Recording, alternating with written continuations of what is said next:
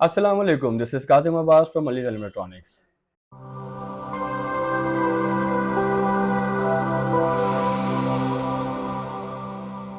आज हम एक बहुत कॉमन प्रॉब्लम पे बात करेंगे जो ऑलमोस्ट हर पाकिस्तानी को फेस करनी पड़ती है।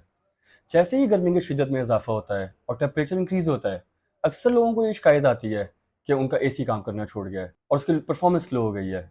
इसके बहुत से फैक्टर हैं, लेकिन one of the major factors इसके लोग ब्रांड और ब्यूटी पे फोकस करते हैं और जो सबसे मेजर कंपोनेंट है एसी का, कंप्रेसर, उसको इग्नोर करते हैं, जिसकी वजह से उनको फिर एसी लो टेम्परेचर पर ऑपरेट करना पड़ता है। That results in more electricity bill. अगर आप भी इसी प्रॉब्लम का शिकार हैं तो इस वीडियो को एंड तक लाजमी देखिएगा, क्योंकि इसमें हम इन एक्चुअल बताएंगे कि T1 और T3 कंप्रेसर में एक्चुअली फ़र्क क्या होता है, और इसमें हम आपको एक स्मार्ट गाइड भी देंगे ताकि आप एसी परचेज करने से पहले इस चीज़ को अंडर कंसिडरेशन रखें।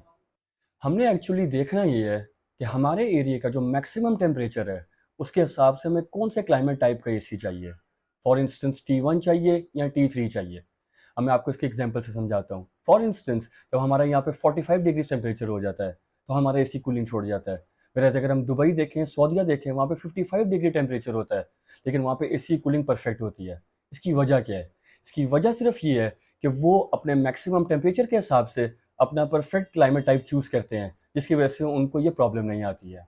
टिपिकली पाकिस्तान में T1 कंप्रेसर यूज़ हो रहा था, लेकिन अब टेक्नोलॉजी के ट्रांजिशन की वजह से ऑलमोस्ट हर कंपनी T3 कंप्रेसर प्रोड्यूस कर रही है। एक्चुअली T1 एक क्लाइमेट टाइप है जिसको हम मॉडरेट क्लाइमेट टाइप कंप्रेसर कहते हैं, जो 16 डिग्री से लेकर 45 डिग्री तक परफेक्ट चलता है। फिर जो T3 कंप्रेसर होता है उसको हम किंग कंप्रेसर कहते हैं, जो 16 डिग्री से लेकर 60 डिग्री तक अपनी BTU पावर नहीं काटता और आपको एनर्जी एफिशिएंसी के साथ साथ परफेक्ट कूलिंग प्रोवाइड करता है। ग्लोबल वार्मिंग के इफेक्ट की वजह से हर साल गर्मी की शिद्दत में इजाफा हो रहा है, और अगर तो हम देखें तो हमारे लाहौर में भी, ऑलमोस्ट पंजाब में भी 50 डिग्री तक फील लाइक चला जाता है।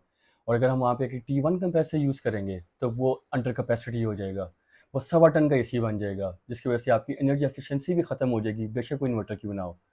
बरक्स इसके जो T3 कंप्रेसर है वो बिल्कुल इसके ऑपोजिट है। जो T1 कंप्रेसर होता है वो सिंगल रोटरी कंप्रेसर होता है, और जो T3 कंप्रेसर होता है वो ट्विन रोटरी कंप्रेसर होता है। लास्टली मैं आपको एक एग्जांपल के साथ एक स्मार्ट परचेज गाइड दूंगा जो आप अपने नेक्स्ट परचेज से पहले अपने जेहन में रखिएगा।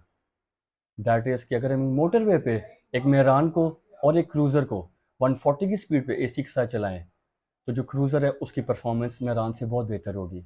Same goes for AC. तो जब भी आप अपनी नेक्स्ट परचेज करें, before buying an AC, to prefer T3 compressor. हमारे इस चैनल का मकसद सिर्फ यही है कि हम अपने कस्टमर्स को परफेक्ट नॉलेज प्रोवाइड कर सकें ताकि उनके लिए आसानी हो बिफोर बाइंग द प्रोडक्ट्स। हमारा जो नेक्स्ट टॉपिक होगा that will be the difference between DC inverter and full DC inverter. Stay tuned for further updates. Until then take care. अल्लाह हाफिज़।